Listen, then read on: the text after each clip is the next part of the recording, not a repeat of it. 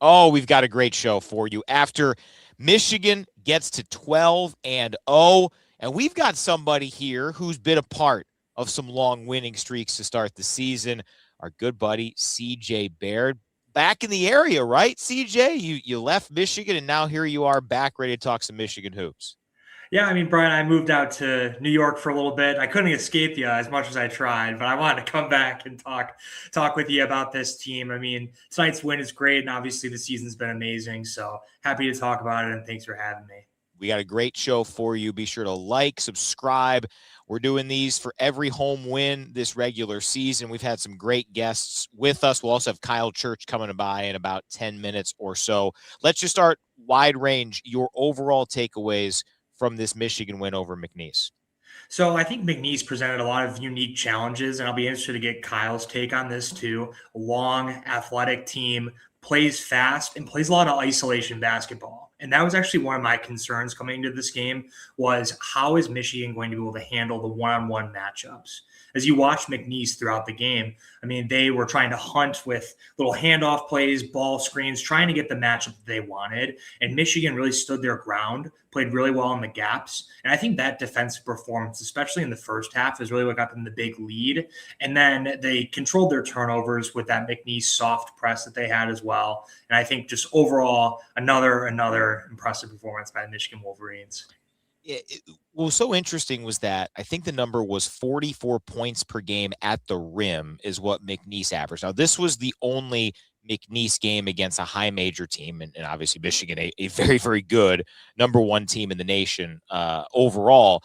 But McNeese was 8 for 23 on layups and did not have a dunk. So to take away something that is so ingrained into what McNeese is trying to do, how'd you see them do that and get to a point where even with some of that athleticism, some of that talent that McNeese has, they are, I think, pretty likely to get back to the NCAA tournament.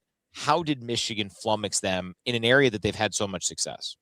They outmuscled them entirely. They utilized their size in the offensive end as well as the defensive end too. One of my things circled for this game was Johnson on McNeese is a really good rebounding guard, which is something that you don't usually see. I think he averaged around 6 or 7 rebounds per game at a 6'4" position. And when you have guards that are not boxing out as well and you can get easy cleanup points, those are the easy things against teams like McNeese that can sneak up on you and keep them in games. So I think that was really impressive from a boxing out perspective. Mara was great at the rim defensively as well as rebounding, and Merez Johnson with another masterclass, 11 rebounds. And I think that's just the story of the game for Michigan. I mean, taking away those second chance points, forcing them to tough three-pointers, and making them do what they're weakest at, which was shoot the three. And again, the lack of turnovers in the first half did not result in many layups for McNeese. So I think Michigan controlled the game very well from that perspective. Yeah, Larry Johnson came in averaging 16 points a game, and he was shooting just shy of 60%. He had 14 points on 16 shots, and that's just kind of how this goes for Michigan opponents so far this season. But you mentioned Morez Johnson Jr. and what he was able to do. Here was Dusty May reacting to Morez and his performance on our postgame radio conversation. Well, I thought he posted up aggressively in the first half, and then that kept him around the basket for offensive rebounds.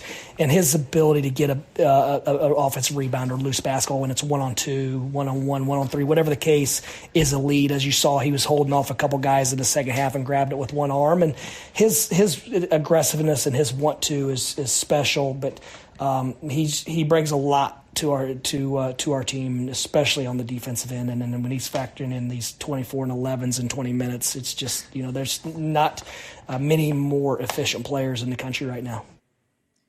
Yeah, I mean, efficiency out the what from him. Victor saying, we got us the best basketball coach, and there was Dusty May. How would you describe, CJ, how Morez is able to be as efficient as he is? I mean, he was plus 42 in this game. I mean, Dusty hit the nail on the head. He said it's all about his positioning on the offensive end. And I think the way that they post up is really, really elite.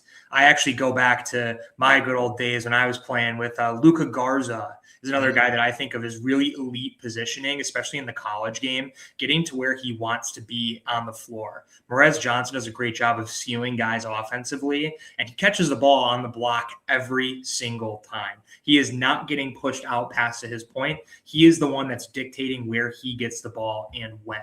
And a lot of times you see guys with his size, his athleticism, they don't really think. And something that I really was impressed with Morez was he understood positioning so well. And also when he got the ball back, he was smart not trying to force it. He would use pump fakes. He would try to get guys off their feet and get to the line for an extra free throw. He's got great touch at the free throw line too. And I sometimes I just see guys that can just get away with their athleticism alone. But Morez has got a combination of physicality, athleticism, and the smarts that's required to be a Big Ten player. Yeah, he could get away with just athleticism. He could. Right? I mean, that's how athletic he is. Yeah. And that's what's scary to see, too, is like Michigan's team has such a great combination of IQ and athleticism. There are a lot of times that you would see Morez Johnson post up under the basket. Mara would flash to the top of the key, would get a little high-low action. They understand the court so well without being told where to go. And when you see in the first half, they're completely away from Dusty May. He's not the one that's dictating it, but clearly Michigan is enforcing these things as principles in their practices. And you can just see the coaches kind of seem so excited as the season goes on to see these guys flourish. We were able to catch up with Rez after the game at the broadcast table. And to me, I think the most impressive aspect of what Michigan did was the fact they went into halftime up by 31 and then came out with a 16-0 run. Here is Morez on what Michigan was able to do there. We know the game not over. This is pretty good. This McNeese team is pretty good. We can't just settle down and let them compete with us. We have to keep applying our foot on their necks. Getting the job done. We couldn't get complacent. I love the description from Rez. Dusty has called him this team's enforcer. He has such a physicality to the way he plays, and I want to take you through because you're somebody who, in blowouts, you might get a chance to get out there and get some extended run. Now, you played times where the game was in doubt and all that. You earned that from all the work you put in. But how tough is it to come into the locker room that dominant and then add to it as emphatically as Michigan did? And I think this is why I love doing broadcasts with you, Brian. You know exactly where my head is going. It's such a difficult period of the year. This time, especially the games on the 28th, the 29th, and the 30th are so difficult because you've already had 2 Big Ten games at the beginning of December. Now you have this long break coming off of the holiday, and you come back and you play a mid-major team. A lot of times Michigan has gotten away with it, and it's really easy to say like, hey, we win by 50 or we are up by 30. We can kind of ease off a little bit. The other team creeps in. You go into the Big Ten season with just not a great feeling. And it's so difficult as a coach to keep these guys focused if they don't have that killer mentality going into the locker room. This team has that. And that's what's really scary for the rest of the country is they went in there, and this is Morez Johnson's mindset, and they're up 30. I mean, that is something. I don't want Morez to try to stick his foot in my neck. No. Not do well. No, and they went out there and they added more to it. It's just such a good thing. And it seems so player-driven. And of course, the coaches have their messages and things like that. But when you ask him a question on the spot after a game like that, he gives the right answer, but that's exactly what he thinks. You see with Yaxel thinking the same way. And one thing that I always love is at halftime, when they go in, Will Cheddar brings the team in to help refocus, recenter before they go talk to the coaches. This is a player-led team, and they're already showing it in December. For this team to accomplish what it has done to this point is incredible. It's the 4th best start to a season at 12-0. You were a part your sophomore season, correct? Yes. The 2018-2019 season, the 17-0 year. Take fans through what it's like because it becomes a storyline. Michigan is, I think, still one of 6 teams in college basketball undefeated. How do you make sure that it's not?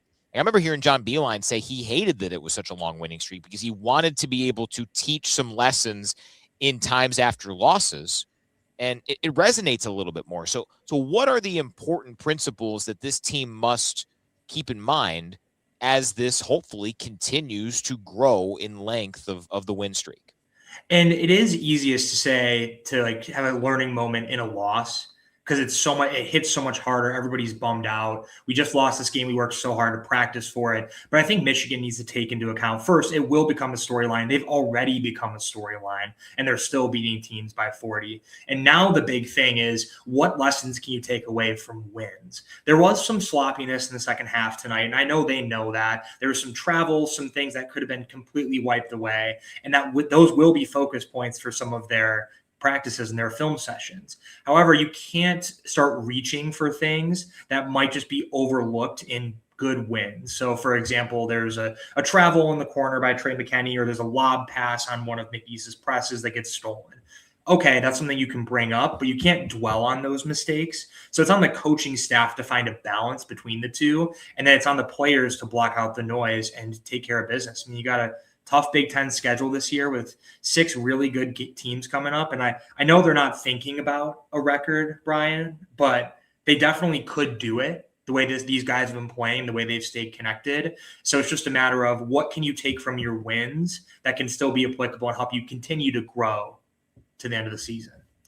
It's interesting trying to latch onto something. No doubt there will be some learning lessons from what Michigan did in that final 5-6 minutes where it was north of 50 and then got to be not quite as lopsided, still a 41-point win. Very significant victory in that regard. The other aspect was, CJ, you alluded to the fact that, Michigan, these games are scary. Michigan lost it 3 years ago to Central Michigan and lost it 2 years ago on the day to McNeese. There were 2 guys on that team, that 8-24 season, that were still in uniform, our buddies Namari Burnett and Will Cheddar.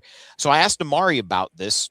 How much of a talking point was this with Namari and Will as, again, another way to try to really push the envelope? And here was Namari's answer. Yeah, no, we definitely emphasized that going into the game and film sessions and before the game, just telling each other, look, this is not a cupcake game. And they're going to come in here and, play with intensity on both ends of the floor and look to speed us up and give us, make us turn the ball over. So it was very important for us to come out and throw the first punch and continue to do that over the course of the game and then, ultimately get the win. That was cool. That is Namari Burnett after Michigan got it done. Yeah, I mean, in this team, what they've been able to do with the margin, JOB here mentioning he did they did correct to say it was 41, but yeah, the bench played the last 6+ minutes.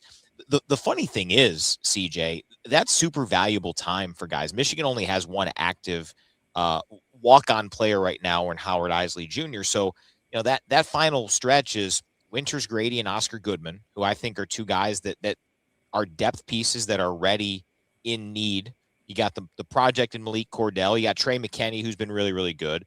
And then, of course, Howard Isley late. Let's bring in the man who was part of the scout in this one, Kyle Church. Just got back home. I appreciate you hustling, man. Right on time at 10:45. That is the buttoned-up Kyle Church that I know. You're with CJ Baird. How you doing, buddy? How's it going, guys? Thanks for having me.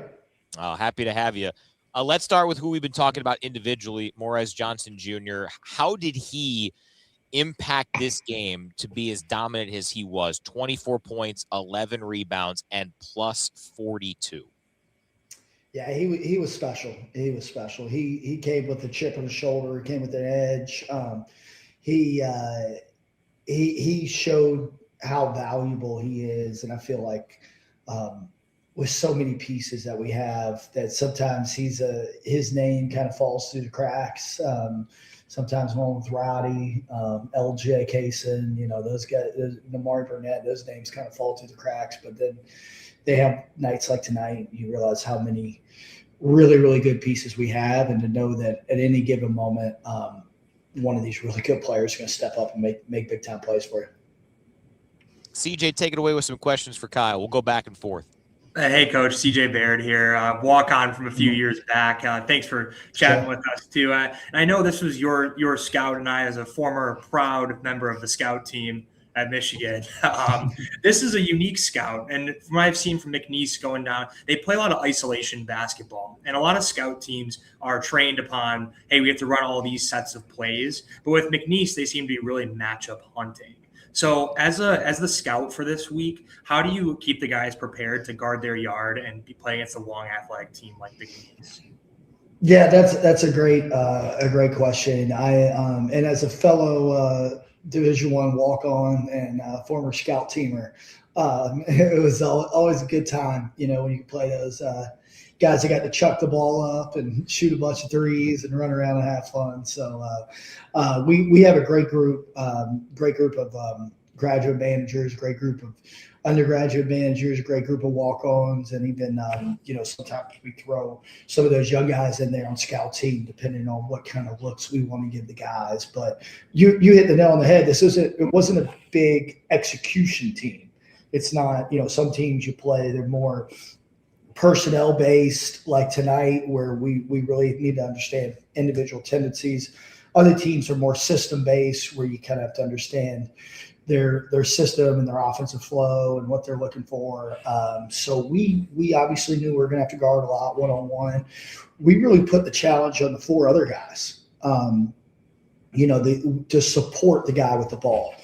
Get off big in those gaps, let him know where his help is, make that one-on-one space small.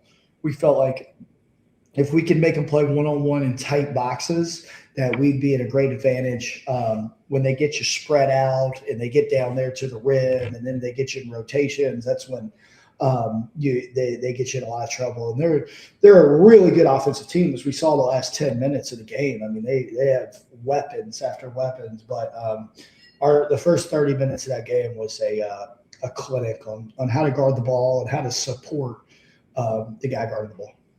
And I thought it was so impressive. You go up 60-29 at halftime, and then it's 76-29, a 16-0 run. That has not always been the case. There have been a lot of instances where this ball club has been up big at halftime. What clicked in the second half? Is it just this team getting used to being able to kind of push the envelope when having these big leagues? Yeah, I actually just told a friend that was at the game that 4 minutes coming out of halftime was as impressive of a segment as we played all season. Just our maturity and focus was absolutely awesome. Really, really cool to be a part of and to see. Like, Coach obviously challenged them to have, we felt like we had a great lead, but we knew their spurt ability. We know their ability to turn people over, and we refocused, we recharged, and that we really, kind of took the wind out of their sails with those first few minutes of the second half. And I just think it showed a lot of growth in where our team wants to get to, where we're not just satisfied with playing 20 good minutes. We really challenge them anytime we're out on that court. You can turn the scoreboard off. We're out there to play good basketball. Yeah, Coach, I think another question that came up to mind for me, it's more focused on you as a coaching staff. When you're doing a scout for a game, you get assigned a game and it's rotated throughout the year. When you're not doing the scout for this team, how do you balance keep focusing on the game in front of you, but also looking ahead to future opponents? Right. So, for those listeners that don't know, we have 3 of us, Coach Boynton, Coach Joyner, and myself that focus on our defense and the other team's offense. And we more or less take every third game. Sometimes it gets a little wonky when we get in the Big Ten play with the common opponents and stuff, but more or less every third game. And then on our offensive side of the ball, Drew Williamson, Akeem Misdean, and KT Harrell kind of head up the offensive side along with Coach May. And they rotate every third game as well, and really studying how we can best score the basketball. And that group's on a heater here with having scored over 100, I think 6 of the last 7 games. But there is a balancing act, like CJ, where you want to become an expert on the team you're watching, and you really want to zone in on that, but you also want to support your fellow coaches. And so I think Brian's seen kind of behind the scenes how well we work as a staff and how well we feed off one another. And so, we kind of let whoever has the scout on the offensive or defensive side of the ball, kind of play quarterback, if you will, and then support them however they need. If there's something specific they want us to watch, if there's some specific coverage or matchup they want us to be on the lookout for, just kind of be a helping hand to that guy. And obviously, we got a great thing going right now. Got Kyle Church, assistant coach, here for a few more minutes. Dusty, you, other assistant coaches have talked about trying to recruit the right people. Obviously, you want talented players, but the right people. When did you sense that the unselfishness, that the willingness to sacrifice for the whole would be as prevalent as this team possesses? Because, again, no one played more than 24 minutes. Anybody scoring more than 20 points is a huge rarity. It's like another team's 30-point performance, and that's how good Rez was in this ball game. So when did you get the sense that you were like, yeah, I think we have a team that has the buy-in necessary to do something special? Yeah. When we put the roster together, I think we were obviously really excited about the individual talent. The size, the athleticism, you can see all that on film and understand what you're getting there. But then when we got them together in the summer and they started playing together and we started working out and you start to kind of peel back the layers and see these guys that we brought in, Elliott, he's a special passer. He's just a maestro with how he can manipulate defenses and his willingness to pass. And then I think Yaxel's best skill and Adai Mara's best offensive skills are their passing. And so, you're these guys you're bringing in love to pass, and these guys with a lot. And then obviously Merez is just an absolute monster, unselfish beast that he is. And so you bring in these four guys that are obviously very heralded, but they love to share the ball and they're unselfish, almost to a fault. I think Yax might turn out 3 dunks tonight to try to get assists. But that's just so contagious with the team. When the superstars play that way, it gives you everybody else has to do the same, and it's obviously something we preach and recruit to. And then I think it just comes contagious where guys, they enjoy passing the ball, enjoy being unselfish, take pride in whatever the group of fives on the floor, find a way to make the best, the right play, whether that means they're shooting or not. And it's been awesome to see it all come together. And Coach, I guess talk about bringing it all together, and you want to bring it all together to the ultimate goal, right? The national championship.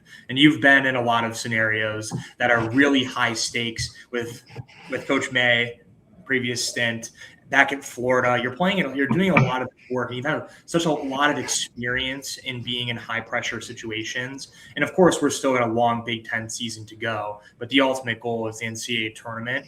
And what have you learned in your experience as a high major coach that you're bringing here to Michigan to help these guys out? Yeah, I think I'd kind of go back to the collective coaching staff there where, I think we can set a great example for our team too. It's our unselfishness and helping each other out. And I think our players notice that. And I think it can be good examples for them. But, we all bring just different backgrounds. And, Coach Joyner came from the West Coast and St. Mary's, who had one of the, has had a 15-year run that, is as good as any mid-major in the country. And they did a certain way. And Coach Boyden was one of the youngest high major head coach in the country, and got thrown into the fire. And he's such a mature, different lens than anybody else on staff, having been in, Coach May's seat before. And Coach Akeem, Coach Drew I've worked with, and then all the way through our support staff with Brandon and KT and now Jacob, our new analytics guy. I think we just all have such good alignment, and we all bring kind of different views, and we all, we don't always see eye to eye. We all have different opinions and different ways we want to do things, but at the end of the day, we all get on the same page, and we all pour into our guys, first and foremost, to make them as good as they could possibly be. And I think it's worked out really well, especially with the personnel and the roster we put together. All right, before we let you go, tomorrow is Dusty's birthday. So is there anything you as the staff do? How does this, do you surprise him with something? There was a happy birthday song here post game at Chrysler Center. I noticed that there's only been one December 30th game in the Dusty May head coaching career. I think he likes to schedule on the 29th and have that next day. But, is there anything that you guys will try to surprise him with tomorrow? He's been a little coy about that birthday. That shouldn't be news to me, but it is. Oh wow, really? Hey, I know. He's been low key about that. I think is it like Tiger Woods' birthday? And I think there's a couple of famous birthdays Dusty always brags about. I can look it up here. Yeah, maybe LeBron. Maybe is it LeBron? Okay. I think there's a couple of famous sports figures' birthdays tomorrow that Dusty likes to lump himself in with. LeBron. LeBron is tomorrow. Yeah, and Tiger. LeBron and Tiger. LeBron, Tiger, and Dusty May. What a trio. He'll tell you all about the big three there. Hey, you know what? I'll tell you. When he's out there doing a little pickup after practice, he's got that LeBron killer instinct. I don't know if the execution is there, but the instinct is there. The mind is there, even if the body is not doesn't always follow suit. But I think to answer your question, a big weight over I think what doesn't need to be overshadowed is how good McNeese is. And obviously they didn't play their best tonight, but they're going to win 25, 30 games. They're probably going to be in the NCAA tournament. They're probably going to win the Southland. They're a really, really good team. It could be a quad 2 bye game, which is very could be. Yeah, and that's what we wanted. Yeah, that was what we wanted. I think he'll be more than happy with the performance we put on tonight as a birthday present. Totally get it. All right, Kyle. Always appreciate you hopping on, and we look forward to the resumption of Big Ten play here against USC. But very thankful for you making some time for us tonight. Awesome. Thanks, guys. Appreciate it. Good luck, Coach. Thank you. Thanks. There's Kyle Church. We appreciate his insight here, and obviously, I can confirm and say the same about what Kyle says about the camaraderie, about the collaboration with the staff. It's impressive to watch, and the fact that it isn't just Kyle who had the scout today. He is paired up, Mike Boynton, and these guys all go at it in a unique way and break down these teams. We saw it in particular in Las Vegas, where you didn't know who you're going to play in that championship game until less than 24 hours before you tipped off in that game. It's special to watch, and I think that's where it feels like, and correct me if I'm wrong here, CJ, it feels like it has to be player-led but coach-initiated, and that's coming with the roster build, with setting things up in the summer and the fall. Dusty talks a lot about putting in work early so that things are established when you get to the times in March when you don't have a lot of time, when maybe you're prepping in a ballroom in a hotel in some big city somewhere. But that coach-initiated aspect is really impressive on this roster. Am I crazy there? No, I think you're exactly right, and I think that's kind of what they had to set with this roster. You have to look at the options you have in the transfer portal, the guys that are coming back. You have to have an understanding of what their mindset is towards basketball in general. Are they excited to watch? Do they want to watch film? Do they want to be at practice? Do they want to help these guys out? Do they want to win a national championship? These seem like really easy questions to ask, but you sometimes have to really look at these players and see their past, talk to them to really understand it. And they initiated it by constructing this roster in the first place. That's like the first step. And then the second part of it is that October period where you're practicing and you're practicing and you're establishing all these habits. Of course, every coach has their own system, has their own ideas about the way the game needs to be played. But a lot of times, like these short turnarounds, like in Vegas and what you'll see in the NCAA tournament, it's just you have to know how to play basketball. You have to be smart. You have to understand the fundamentals. You have to know where your guys will be and when. And that comes with time. But a lot of times teams get lost in a system. They start to feel robotic and don't know how to just play. Like if McNeese is denying a pass through the wing over here, they know the play is coming. Can you react is the next question. And that has to be coach initiated because they have to enable their players to feel confident. And clearly this team has that confidence right now. A couple of comments to catch up on. Yes, Oscar Goodman getting tons of minutes. I truly think that Oscar Goodman and Winters Grady could log valuable and solid when the game is on the line minutes in Big Ten play. It's a game of numbers right now. And Michigan has the best ninth man in the country and probably the smartest ninth man in the country in Will Cheddar. Mm-hmm. And Will had a couple instances in this ball game where he hadn't scored a whole lot. He hasn't scored a whole lot all year, and he deferred because somebody else had a better look. I think it was a pass to LJ Case in mid-second half where he just said, hey, yep. I have a good look. You have a better look here. And LJ's been playing really well. Also, Ripstar, how profound was the loss of Amir Khan for McNeese? Now, I don't know if this is breaking news. I don't really keep up too much with Aura, but he is back with McNeese. He left LSU and he was there. He was on hand at Chrysler Center. I did not see the big speaker. I did not see the swag. He was wearing a McNeese quarter zip, had a fresh professional look. But he is back with McNeese. I think you're right, but I'd have to go check my TMZ college basketball sources to see if they're reporting on any of this stuff. I don't know what happened, if there's, major fallout or whatever, but when you got managers getting NIL deals, good for him, man. Like, that's great. He took advantage of, Cinderella's got 15 minutes of fame and he took advantage of it. I tip the cap. Or a Khan, that did affect them. Clearly they need a little bit more tonight, I think. But no, truly, the fact that Michigan could have a quad 2 bye game is pretty impressive. The schedule's been really good. They still have the Duke non-conference game coming up in late February. Before we sign off here, CJ, just curious about where would you, if you were a coach, try to really zero in on in trying to improve and get better? It's so difficult because it doesn't seem like they've really been pushed. But if you had something that concerns you as we sit here getting ready to celebrate a new year, but the middle of the season, are there aspects that concern you against some of the elite in college basketball? Slightly, and this is really getting nitpicky. Let's nitpick. Absolutely. So tonight was a perfect example, right? McNeese, a great team, and Coach Church alluded to it earlier. They were a one-on-one offense. That was their entire system. You look at the Big Ten and you see some of the complexity, especially of Purdue.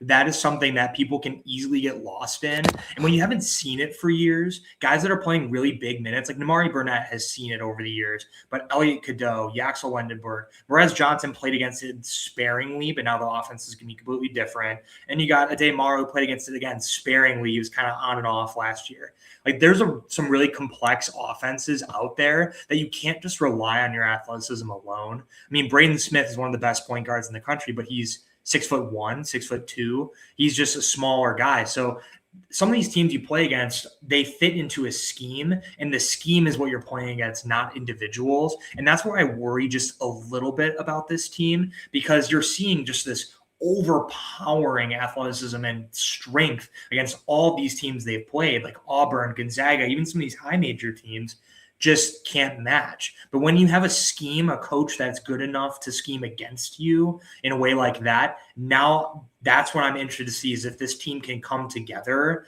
and play against basically the other team's coach.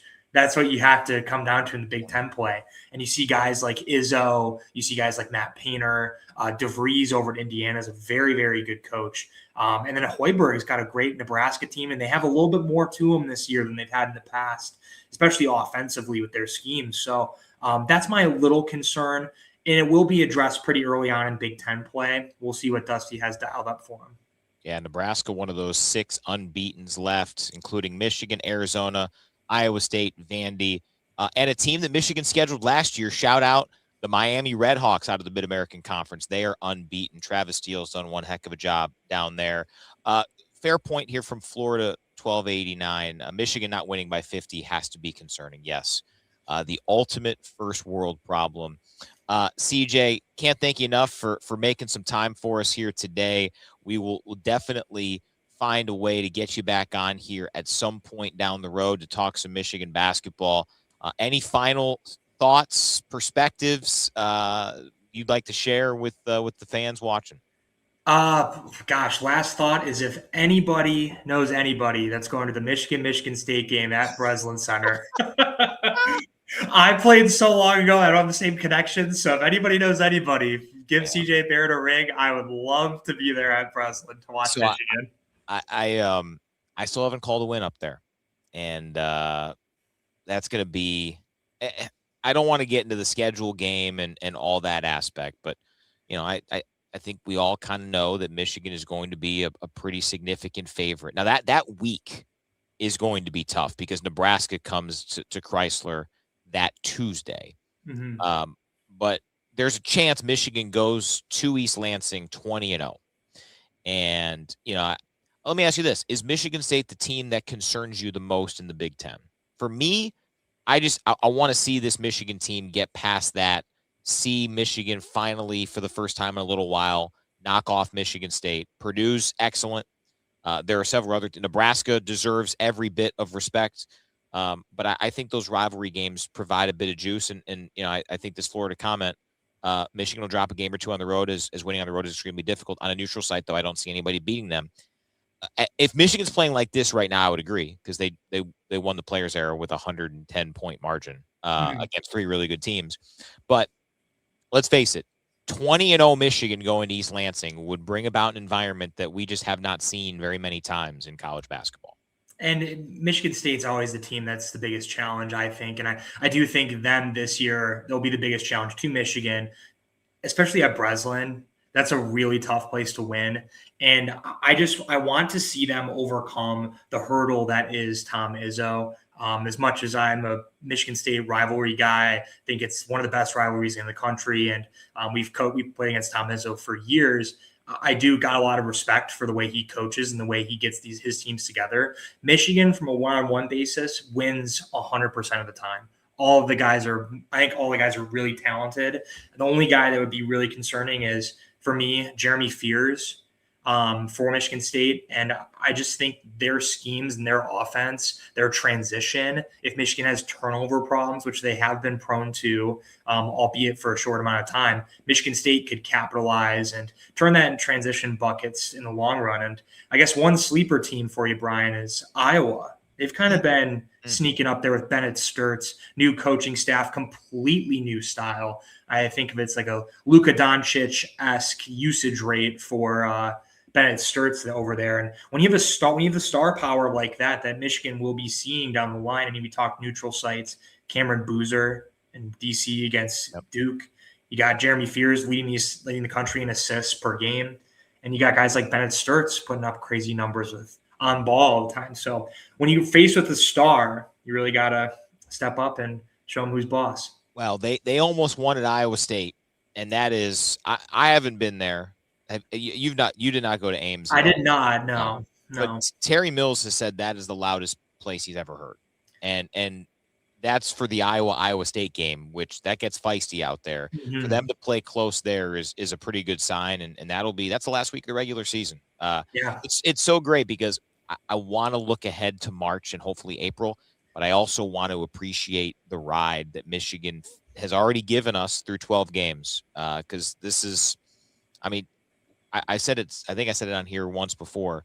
Terry Mills has said to me several times, this season has helped him see from afar what others watched with that 89 team as they won a national championship. They're so focused on the task at hand. Now him being able to kind of live vicariously through this group and seeing how fans got to experience what they were just doing day to day, lock in, practice, scout, all that. I'm excited for March, but I'm not. I want to enjoy it, and that's a cool spot to be. You got 18 more Big Ten games to go. Duke snuck in there somehow. Got a lot to look forward to as a Michigan fan, and just coming from a guy that's been a Michigan fan my whole life, I think this is the year for Michigan fans to come together with the basketball team and really support them in all that they do. Because when you talk with Kyle Church earlier, you got a great coaching staff. Just likable guys that want to win and then want to represent the university. I think we couldn't have asked for a better team to represent the University of Michigan going into March, hopefully, but heading into Big Ten season, just got to keep it rolling. 100%. All righty. Well, CJ, appreciate you as always, my friend. Looking forward to having you back on here at some point down the road, and Happy New Year, my man. Thank you. Happy New Year, Brian. Tell Terry I said hello, and as always, go blue. Indeed. For CJ, I'm Brian. Thanks to Josh and Austin Stoller. Outstanding work from them on the production side. We'll talk to you Friday night after another Michigan game here against USC. Go blue, everybody.